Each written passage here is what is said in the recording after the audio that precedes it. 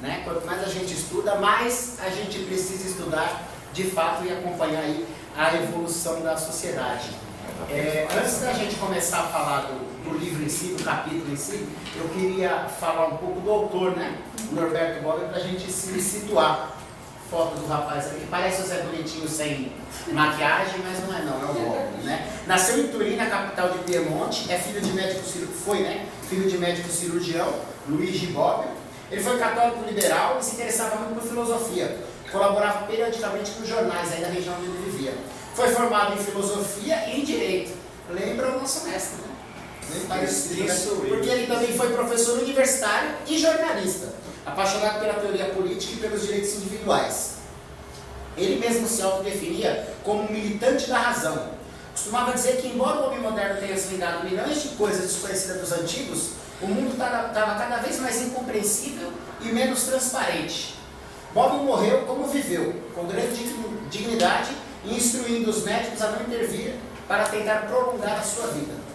A sua bibliografia recente conta com 2.025 livros. Aí hoje a gente começa aí a tratar de um, que é o A Era dos Direitos. A capa na imagem, e não é propriamente um livro, né? Na verdade é uma coletânea. É uma coletânea de apresentações e seminários do próprio Bobbio, que aconselho de seus amigos, né, pela qualidade de conhecimento, de informação, de fundamento dessas palestras, acharam interessante e indicaram ele que se formasse esse livro, né? Foi quando ele constituiu aí a Era dos Direitos. As informações básicas que a gente vai encontrar dentro desse livro, no nosso seminário e em todos os outros que se seguem, é que os direitos do homem, a democracia e a paz são 3 momentos necessários do mesmo movimento histórico. O que ele quer dizer com isso? Ele mostra que sem o direito do homem reconhecido e protegido, não existe democracia. E sem democracia não existe condição mínima para a solução de conflitos, né? Ele mostra aí 3 diretrizes que ele mesmo coloca na introdução do livro, que ele fez eclodir dentro dele com esse raciocínio e levou para a vida inteira, né? A primeira é de que os direitos naturais são direitos históricos. A gente vai discorrer sobre isso no decorrer do seminário. O segundo tema nascem do início da Era Moderna, juntamente com a concepção individualista da sociedade, que é aquele momento onde o homem começa a se despregar da religião, né? E começa a se voltar mais à ciência, mais à certeza das coisas, mais à análise científica do próprio ser humano e do meio que o cerca. O terceiro é que os direitos fundamentais tornam-se um dos principais indicadores do progresso histórico. O nosso tema, que é o primeiro capítulo, né, o primeiro ensaio da coletânea, é uma das 2 comunicações de abertura do simpósio sobre os fundamentos dos direitos do homem, que teve lugar em Áquila, em setembro de 1964. Isso é informação da própria introdução do livro, tá? Foi promovido pelo Instituto Internacional de Filosofia. O Bobbio, o autor, ele aprofunda a tese da historicidade, com base na qual contesta não apenas a legitimidade, mas também a eficácia prática na busca de um direito absoluto. Eu vou passar a palavra agora para o Luiz Marciliano, que vai dar prosseguimento aí, começando o primeiro capítulo do livro.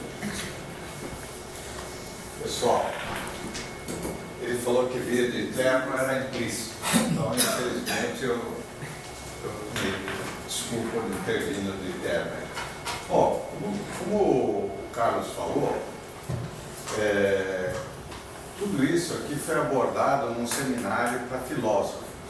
Então a gente tem que pensar o seguinte, ele vai sempre pensar como filósofo, apesar de ele ser um jurista. E aí ele coloca, como a busca dos fundamentos, ele coloca primeiramente o seguinte: a busca do fundamento de um direito. Então ele mostra em 2 aspectos: um direito que se tem e um direito que se gostaria de ter. É isso que ele vai começar a enfocar. Aí ele fala assim: no direito que eu tenho, no direito que se tem, o que ele vai investigar? Ele vai investigar o ordenamento jurídico positivo. Que ele fala o seguinte: os direitos estão aí, mas há uma norma que reconheça ou que valide esse direito que se tem. E qual é essa norma? Então, como nós vimos na aula do professor hoje, existe uma série de direitos que são anunciados, principalmente que nós vimos hoje do direito Declaração do homem, que na realidade elas são enunciadas, mas nem sempre elas são seguidas. Não estou falando nem no mundo oriental, estou falando aqui no mundo ocidental mesmo. Não são seguidas. Então, é isso que ele vai investigar aqui no nosso, nesse primeiro aspecto. Aí ele fala, qual é o direito que se gostaria de ter? Então, como a evolução dos iluministas, todo mundo se lembra, a gente estudou, tem os iluministas que abarcaram uma série de conhecimentos. Ele fala o seguinte, será que todo esse conhecimento que nós trouxemos até hoje, ele serviu para basear esse direito humano que nós queremos ter? Então ele fala assim, olha, nós acumulamos uma série de razões, e essas razões são suficientes para serem aplicados? Ele fala que não. Então ele fala, vou buscar razões para defender a legitimidade do direito em questão, que é o direito do homem. E o que ele quer? Ele quer convencer o maior número de pessoas, principalmente aqueles que são dirigentes. Por quê? Porque esses é que poderão fazer alguma coisa pelos outros. Porque não adianta convencer a nós, ele tem que convencer quem tem o poder. Então é aí que ele vai trabalhar. Ou seja, quem tem o poder direto e indireto que possa realmente facilitar ou proporcionar esse direito humano. Qual é o primeiro problema que ele encontra no direito que gostaria de ter? É enfrentar um problema de crítico ou racional. Quer dizer, o que são os filósofos? O que são os juristas? Nós somos críticos. Eu ainda vou ser. Mas, então nós somos críticos por natureza. Então esse é o primeiro problema, porque cada vez que você coloca um direito, ele vai ser criticado. Quando você dá direito para alguém, você está tirando o direito de outra pessoa. Então, e aí que ele fala. E outra coisa, para ele, o direito é natural. Ele tem que ser no sentido restrito. É o justnaturalismo, como nós já vimos. E para Bob, por ser filósofo, o justnaturalismo, o direito natural, é o único aceitável. Continuando aqui, os direitos humanos para ele, eles são desejáveis e merecem ser perseguidos. Quer dizer, ele acha que em nenhum instante, mesmo pela dificuldade, nós devemos desanimar, devemos continuar e perseguir os direitos humanos, que apesar, que eu já falei, apesar de serem desejados, nem todos estão disponíveis para todo mundo. Aqui o Paquito me deu só um pedaço do meu. Agora eu vou falar sem outra coisa.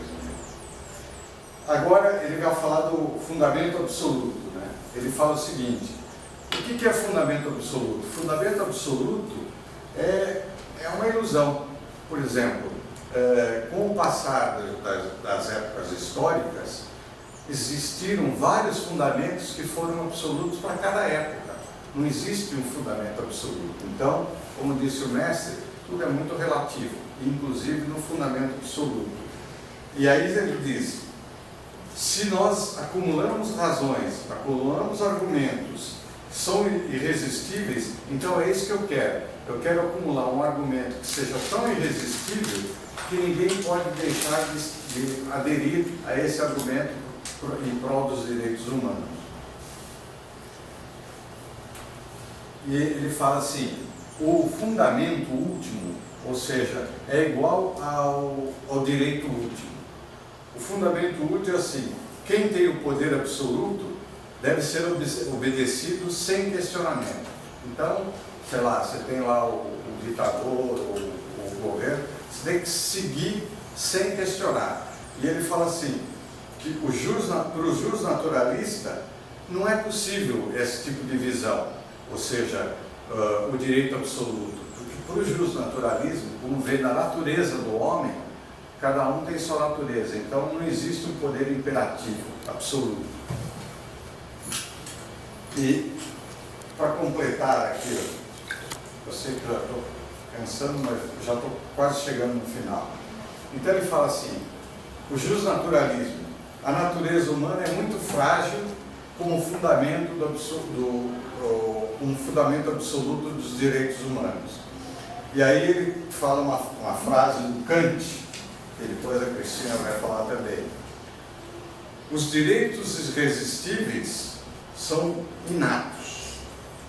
E para o Kant, esses direitos irresistíveis deveria ser reduzido a um só. A liberdade seria o único direito absoluto e irresistível. Quer dizer, então, para o Kant, só existe a liberdade como direito absoluto.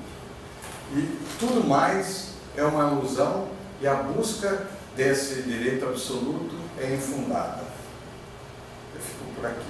Obrigado, pessoal. Agora eu vou passar para a Cristina.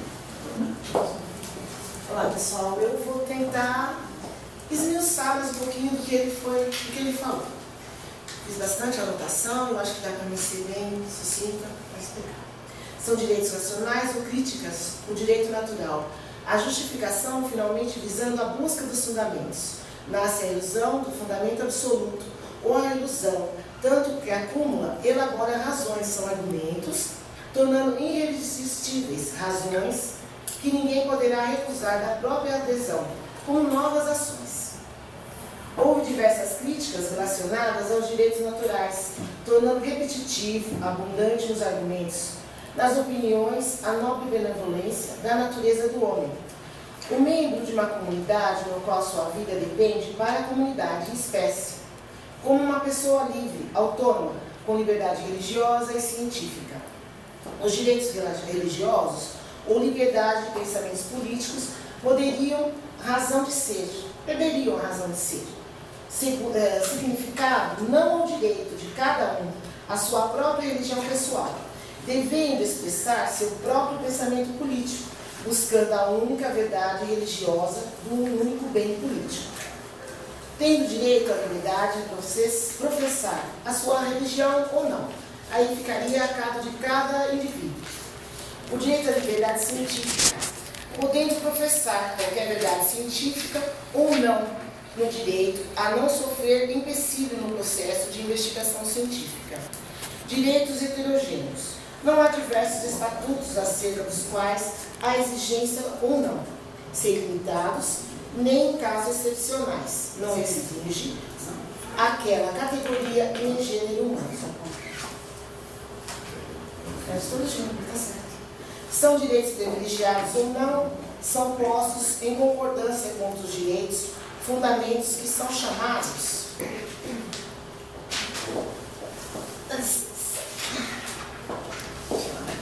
direitos fundamentais.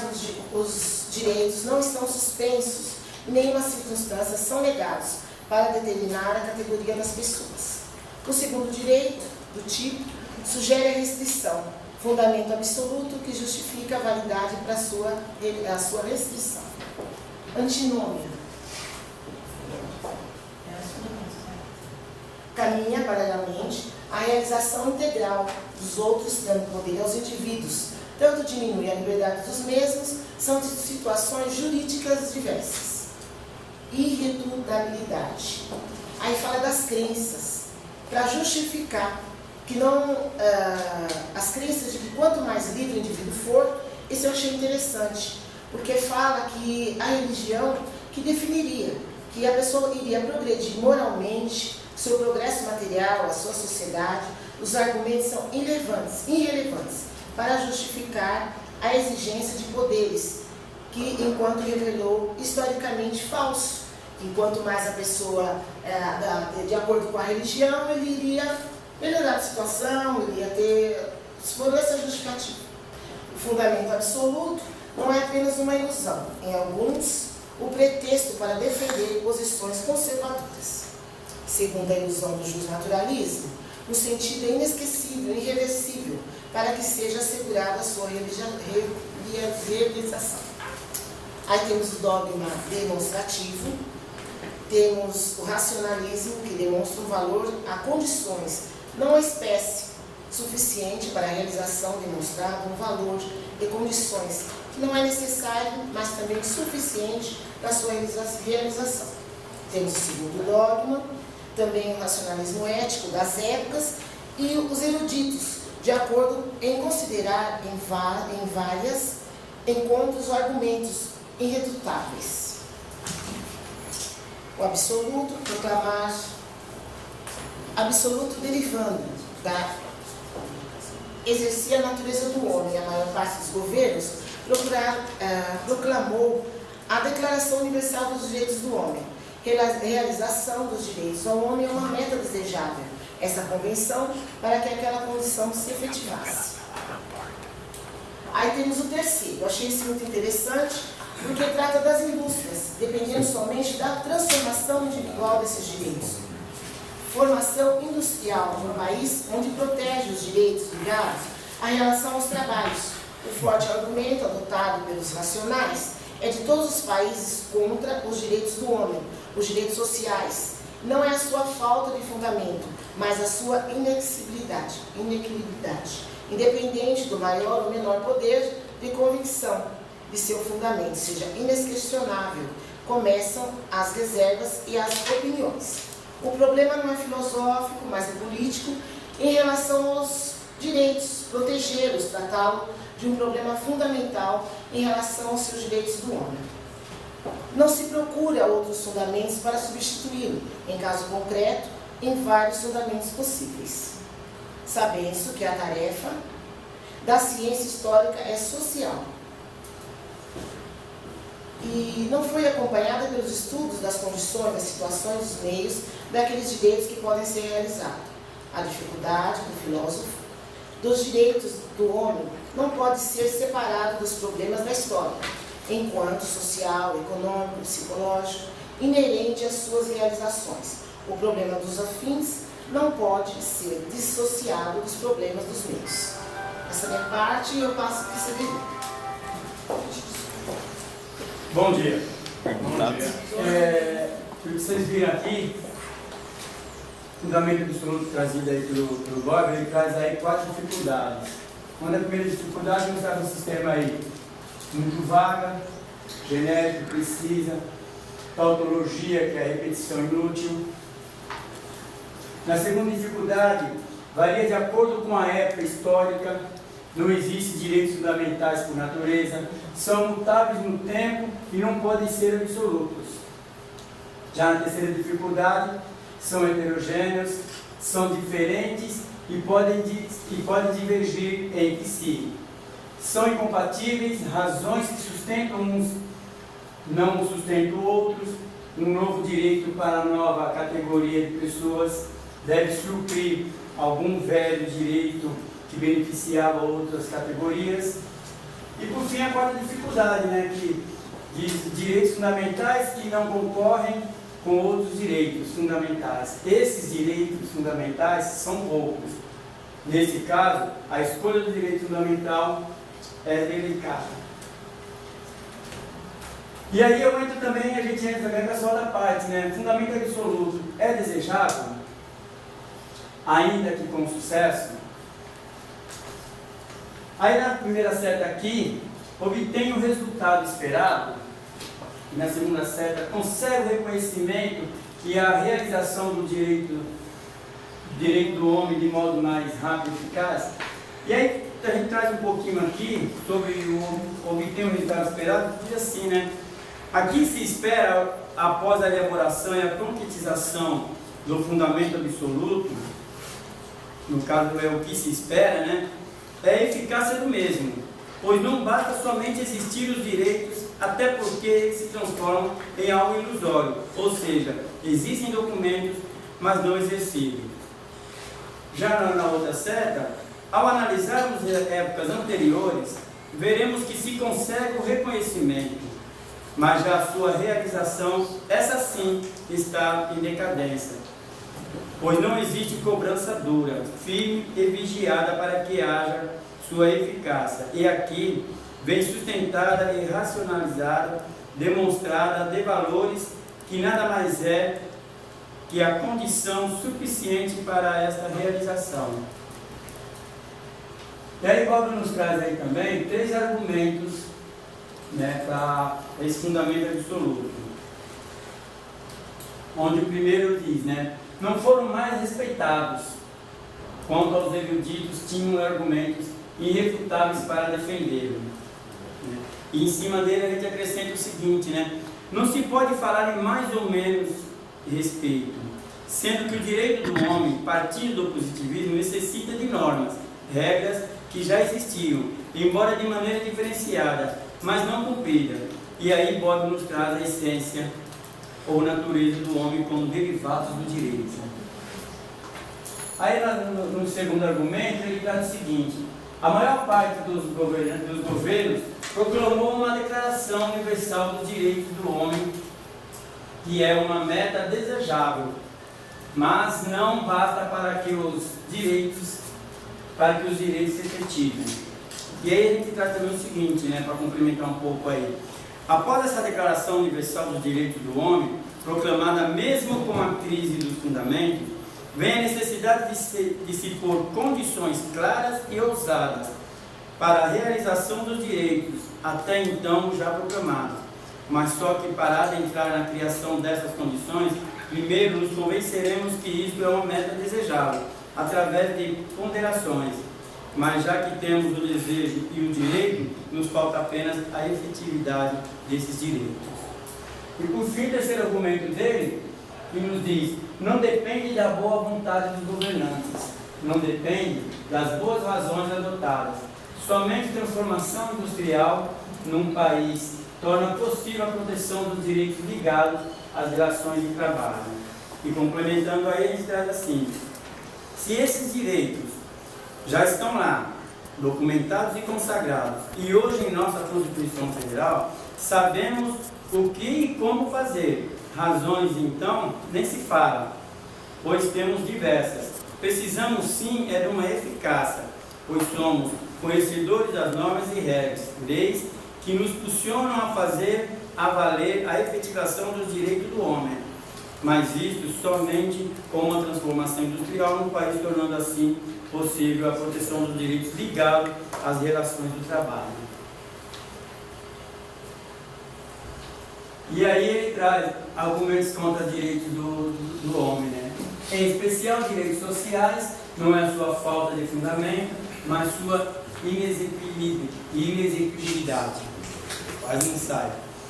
E aí a gente Mas vai sair lá também, né? Que é possível escrever errado. Exato. Os argumentos utilizados por Bob vêm nos mostrar que o problema não é falta de fundamento, pois desde épocas anteriores já o temos, mas o que existe é problemas para sua execução. Esta sim está em falta, pois de que adianta termos um documento bem fundamentado e não termos sua eficácia? E por fim, direitos do homem. Não é justificá-los, mas protegê-los. Problema político e não filosófico. E aí Bob nos diz que o acordo desse fundamento absoluto é obtido com facilidade. E aprofundando-se um pouco mais, veremos que sim, pois trazer um problema não filosófico, mas sim político com relação aos direitos dos homens, nos traz sim algumas reservas e oposições. Por isso aparece a necessidade de protegê-los, deixando de lado justificativas, pois não há mais necessidades. E por fim volto a palavra ao Dr. Carlos, deixando uma frase de Bob para refletirmos, que diz: nossa tarefa hoje é muito mais modesta, embora também mais difícil. Não se trata de encontrar um fundamento absoluto, empreendimento sublime, porém desesperado, mas de buscar, em cada caso concreto, os vários fundamentos possíveis.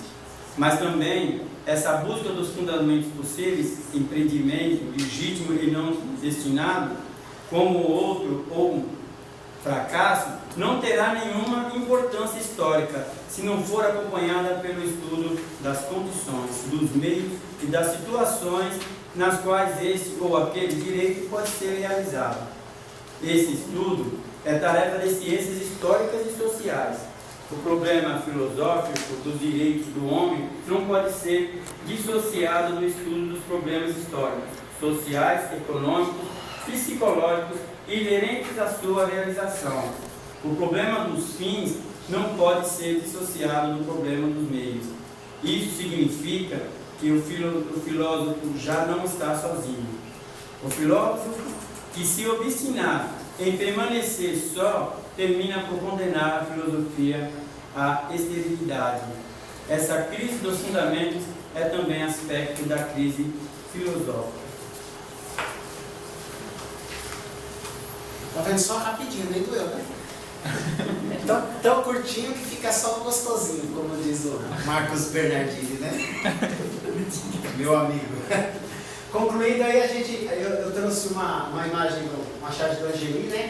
Que eu, na minha opinião, acho que resume o nosso capítulo do trabalho, né?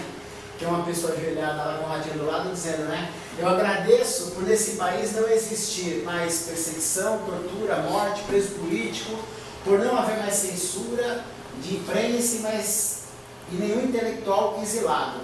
Nessa imagem a gente consegue perceber principalmente a historicidade dos direitos fundamentais, que muitos são respeitados, já estão fundamentados, principalmente os de primeira geração, né? Eles já são indiscutíveis e muito praticados. Mesmo assim, dentro do contexto social que a imagem traz para a gente percebe que existem muitos outros que, embora estejam positivados, não são praticados. E se você olhar com calma, com carinho, com atenção, você acaba até encontrando os outros, né? Ditos de quarta, quinta, sexta, sétima geração. Então, para concluir o nosso trabalho, eu queria fazer algumas considerações com relação ao capítulo, né? Então, para Bobbio, não existe um fundamento absoluto, porque o que fundamenta aquele direito do homem é principalmente a época histórica em que nasce aquela necessidade. Tá? Ele faz um paralelo do naturalismo com o positivismo, tentando encontrar um meio termo. Por quê? Não se pode ser tão naturalista a ponto de acreditar que sem sociedade, sem contexto histórico, só pelo simples fato de você ter nascido, você tem algum direito. Tá? E também não pode acreditar que aquele positivismo keynesiano, de que toda lei está no código, e que se está escrito tem que ser daquele jeito. Existe um meio termo, que diz respeito às qualidades e às individualidades do caso concreto.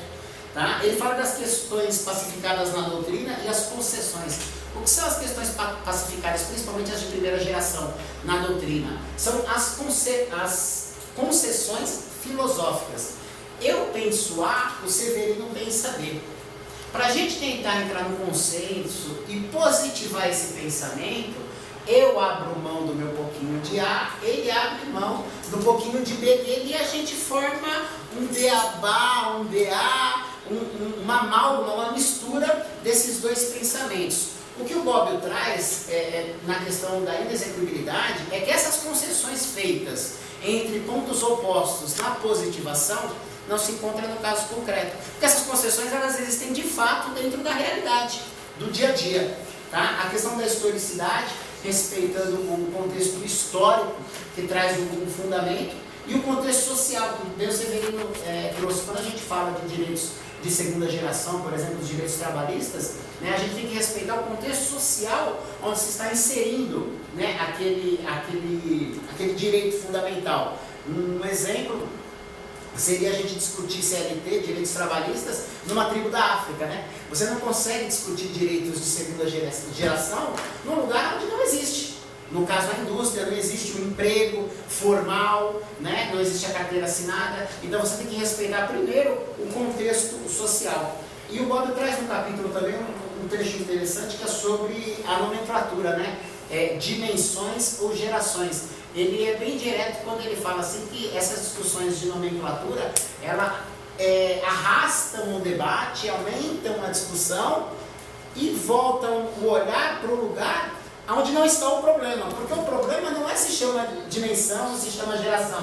Na verdade, o problema é a efetivação, a execução, a eficácia daquilo que todo mundo realmente tem direito. Na imagem traz aí o saneamento básico, o direito da criança a brincar, o direito do estudo, e essa reflexão que a gente quer deixar aí no primeiro capítulo. Obrigado.